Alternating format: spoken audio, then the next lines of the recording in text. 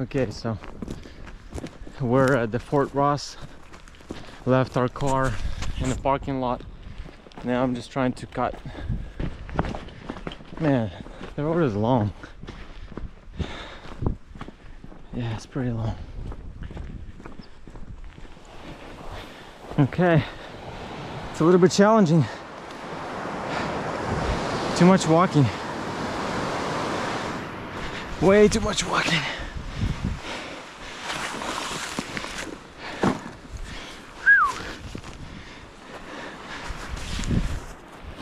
Gotta take piece by piece. This is getting way too heavy.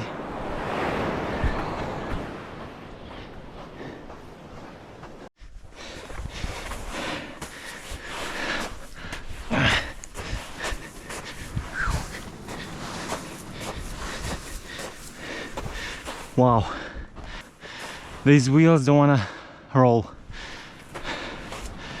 so we'll have to take all these separately. Need to change to larger wheels. Those blue ones, they suck.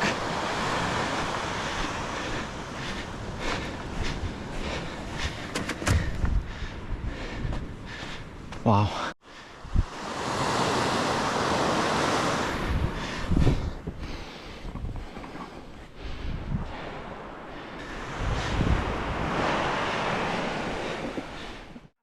I don't know how I'm gonna do this.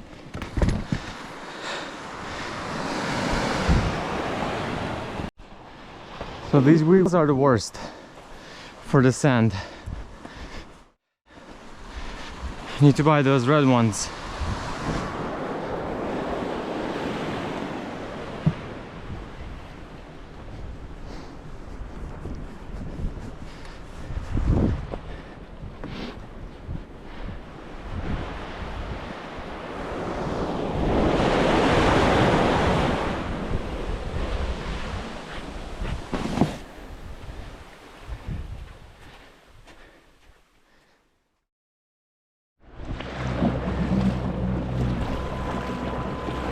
So finally we took off. Oh man, finally we took off.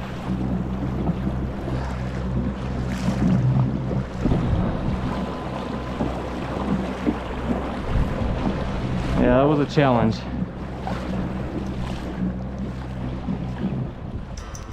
Welcome to the In Touch podcast with Charles Stanley for Wednesday, January 12th. God is our strength no matter what difficulties we face. Part 2 of the series points you to Jesus as the source of your strength when you are lonely. God does not desire that you and I be lonely, but rather that you and I have friends, and that we be a friend, and most of all, that Jesus Christ is our friend above all of the friends. All the way from the beginning of time, God has desired that you and I live in fellowship, in companionship, and intimacy with Him and with those about us. That is the will of the Father. It has always been His will. And when you and I look around us today, we see people who are so very, very lonely. We wonder oftentimes why they're lonely. Well, there's some very specific reasons for that.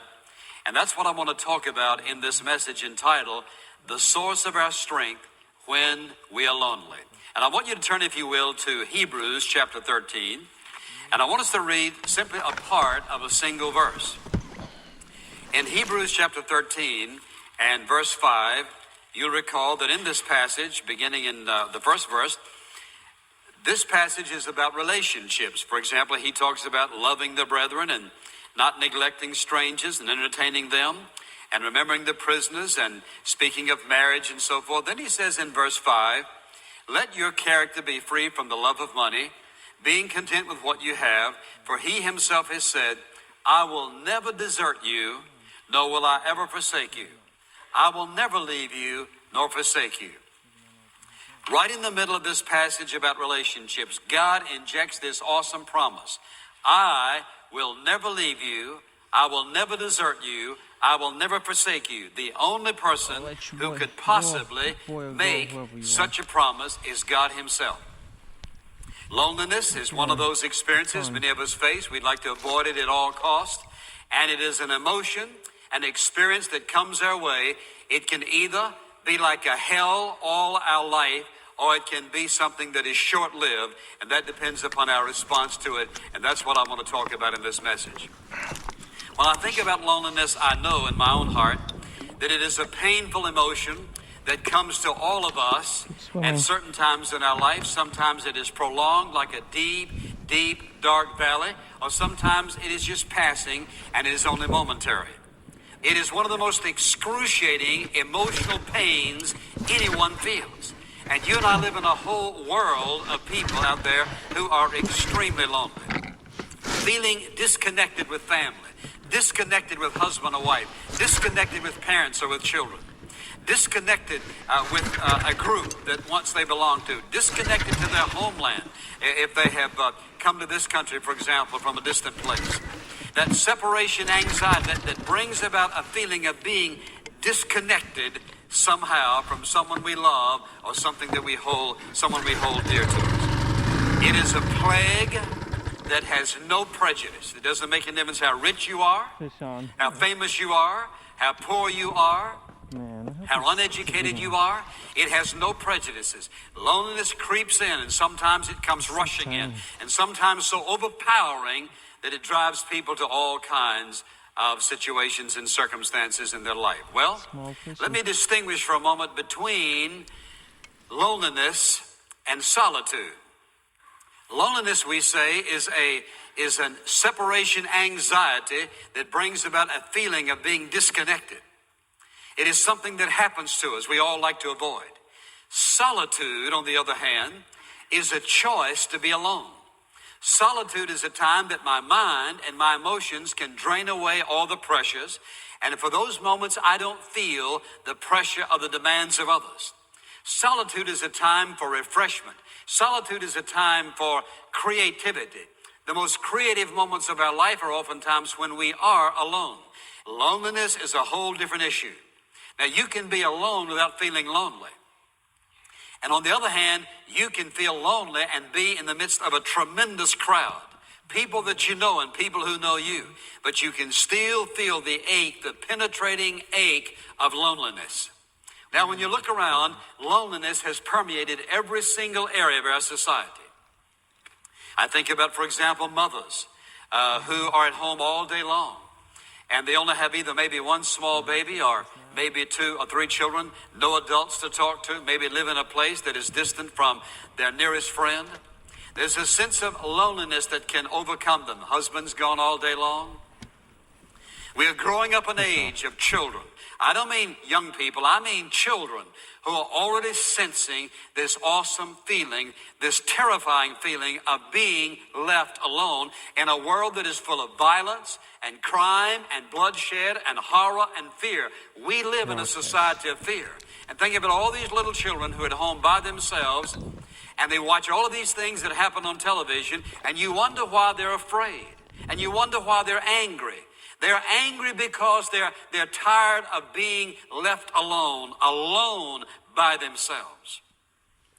I think about, for example, retired people who've been working all their years, and here's what they've been doing. They've been saying, boy, if I can just retire, if I can just work till I can retire, then here's what I'm going to do. And so they retire from the midst of a large group of people, and they come home.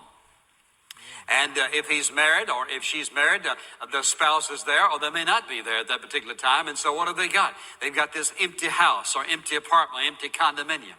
And there they are, and they were just working and living and struggling and saving and investing for this day. Now this day's come.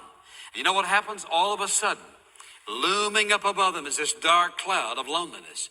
They are disconnected from what their life had been so fully attached to. And you can take any facet of society, no matter what it is, it's the same thing. I think, for example, about pastors. And sometimes when a pastor first begins his ministry, and I want to say this to all of you folks out there who have a pastor, sometimes you treat him as if he's untouchable, or you treat him as if you put him on this pedestal and he's to stay up there and you to stay down here because he's holy and you're not even anywhere close to holy. And so what you do is you separate yourself emotionally. Another fish on. And what happens is there are many pastors That's the who first may have one. large churches Vermilion. who are very, very lonely. Yes. You know why? Because Yes, somewhere along yes, the way, yes. somebody said to them, now, if you're going to be a pastor and you're going to be a good pastor, Beautiful, you can't have beautiful, close beautiful. friends. Forget it. First If that's one, your first attitude towards your vermilion, pastor, guys. you are damaging him Dang. emotionally. That's beautiful Because fish. everybody needs friends, and everybody needs intimate friends, and everybody needs special friends, and everybody needs close friends. Whoever came up with the idea that a pastor is not to have close, intimate friends, people that he chooses above other people to be his friend. You choose your friends. You've chosen your friends in your church. And so oftentimes the pastor feels like, well, if he has special friends, people think he's being prejudiced. He's not treating us all alike. Therefore, let's get us another pastor. You get one just like him. You get one just like him. You know why? Because he's human. Friend, there are people out there who are suffering loneliness in ways that you and I would never dream of, and its effect upon them is awesome. And sometimes we think, well, you know, if you're a Christian, you ought to be able to handle all that, and so it shouldn't be any problem at all, but it is. And I can think about it in my own life. In fact, the first thing I remember in life is sitting up in the bed. It is The walls of this bedroom 13 were inches, brown wooden 13 and a boarded half. walls. There was one kerosene lamp, and I was sitting up in the middle of the bed with an earache. And I do remember I was alone. That is my first remembrance in life, and I must have been about 2 years old or so forth. My first remembrance in life is being alone. My father had died when I was 9 months of age, and so this little boy inside of me said, he walked away. He's disconnected. Now, in my rational mind as a 2-year-old child, I didn't think anything of the sort. But you see, the subconscious, the true being inside of us, understands more than we realize. And so, he died. Well, I didn't know anything about death. He was just gone. He walked away. My second remembrance of loneliness, and it's amazing how we think, well, those things they don't make any difference in their life. Yes, they do. My second remembrance was that my favorite playmate, and he lived a few blocks down the street from me, and I just loved it. And we had to be somewhere around 4 or 5 years of age because I know where we lived. I can remember that my mom was gone all day, and so a lady by the name of Ada kept me, and she was real kind to me, for which I shall forever be grateful. I remember when he would come to play with me, and then he said, well, I've got to leave. I can still feel what I felt. Please don't leave. Please don't leave. I remember what I would do. I would say to him, if you won't leave, here's what I'll do. I would go down to the store, which was a block away. I would buy some candy and charge it to my mother's account. Now, it's funny to you, but I was surviving loneliness. I would charge it to my mother's account and come back and give it to him if he would stay a little longer. That's how lonely I was as a 4-year-old kid. Because you see, my mom had to get up and leave every morning early. And she didn't come home till late in the afternoon. When she came home, she had to do what mothers do. Cook meals, clean up, and do all the things that a mother has to do. My mother never heard of such an idea as a single parent. That term wasn't even in, your husband died, and it was your job to raise your son.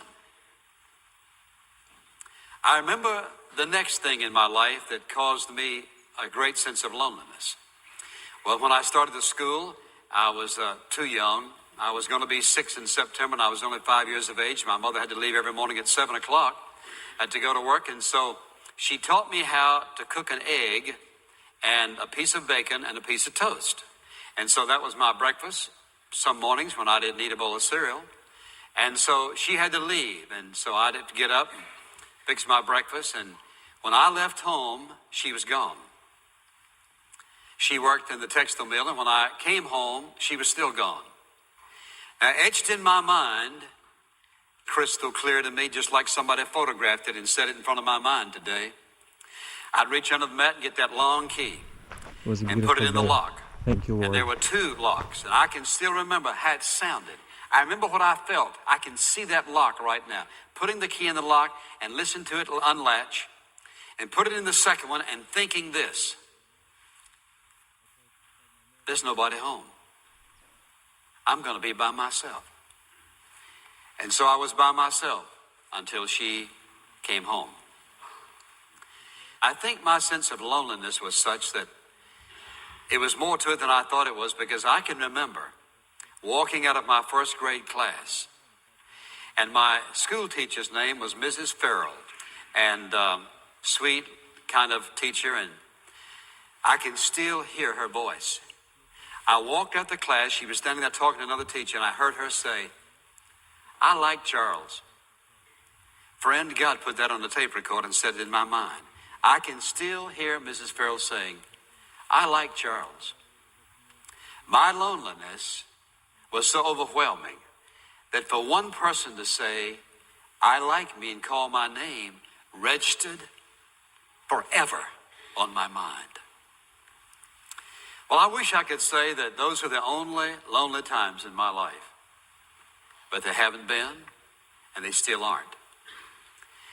And I know that my loneliness does not even begin to compare with some people who've gone through periods, deep, dark valleys of loneliness that are absolutely indescribable. I understand that.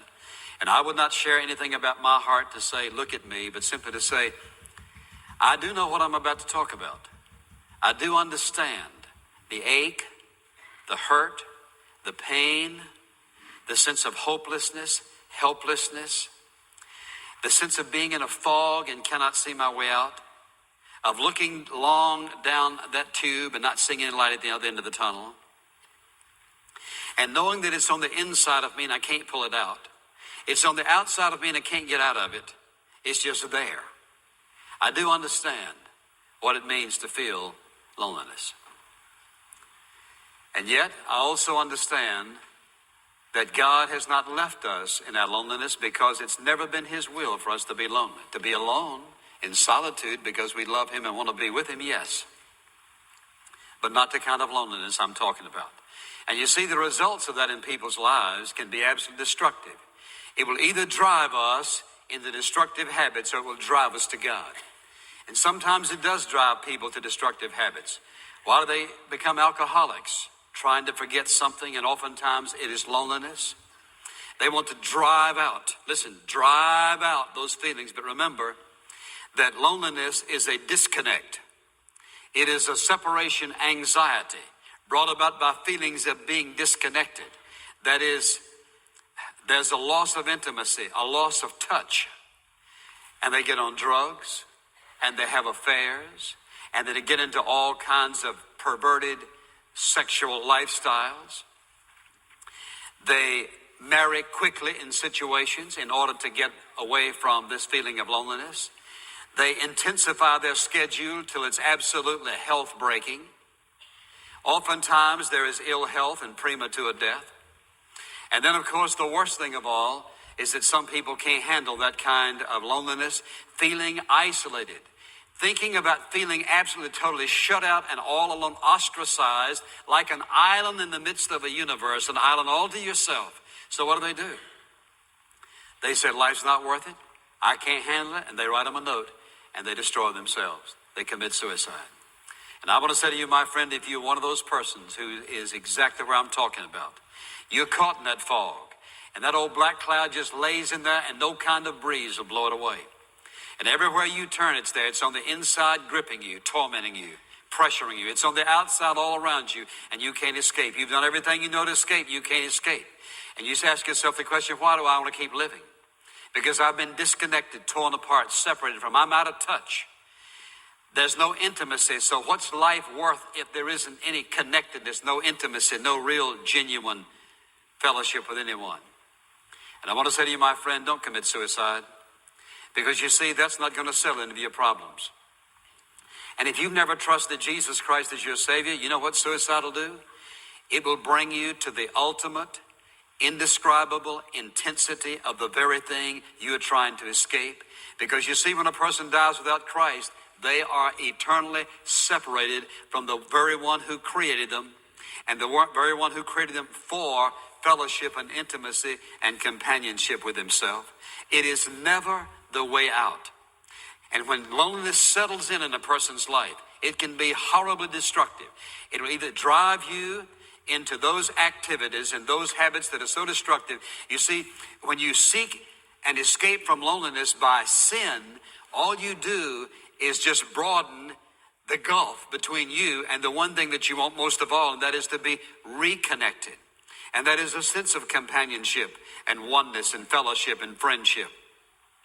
Sin just keeps it making it worse and making it more difficult. That is never a way out. My friend, you were created for God. You were created to love him, to fellowship with him, to grow in intimacy with him. Nothing in this world is going to bring you back into that relationship but Christ. And my friend, there is not anything in this world that's going to give you a sense of fullness and completeness and oneness. You may be the richest person in your town. You may have the most preeminence and acceptance in their eyes, but I want to tell you, there's only one thing that can fulfill the human heart, only one thing that can make you sense and experience that sense of being reconnected and oneness and joy and indescribable irene, peace, being bound together, which means to be made whole, and that is a personal relationship with Jesus Christ that comes about when you confess your sins to him, acknowledge that you're separated from him by your sins, and acknowledge that when he died at the cross, he paid your sin debt in full. And when you receive him by faith and just say to him, Father, I have sinned against you. I know that I'm separated. I feel this separation. I feel this estrangement from you. I want this reconnection. I want to be forgiven. I want to be what you want me to be. I'm asking you to forgive me of my sins. I'm asking you to save me, God, from myself, from my loneliness, from wrecking my life. He always answers that prayer. Thank you for listening to part 1 of When We Are Lonely. If you'd like to know more about Charles Stanley or In Touch Ministries, stop by intouch.org. This podcast is a presentation of In Touch Ministries, Atlanta, Georgia.